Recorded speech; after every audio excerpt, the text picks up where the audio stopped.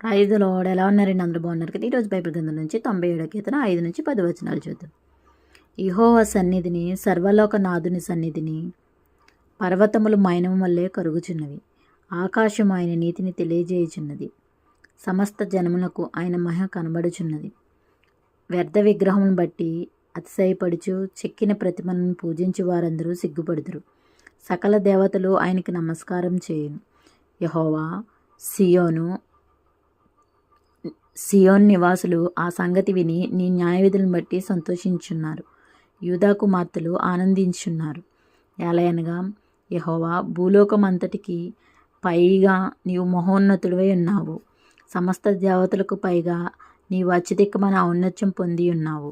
యెహోవాను ప్రేమించు వారులారా, చెడుతనం అసహించుకొనుడి. తన భక్తుల ప్రాణములను ఆయన కాపాడుచున్నాడు. భక్తిహీనుల చేతిలో నుండి ఆయన వారిని విడిపించును. దేవుడి పరిశుద్ధ వాక్యం దీవించును గాక. Amen. May God bless you.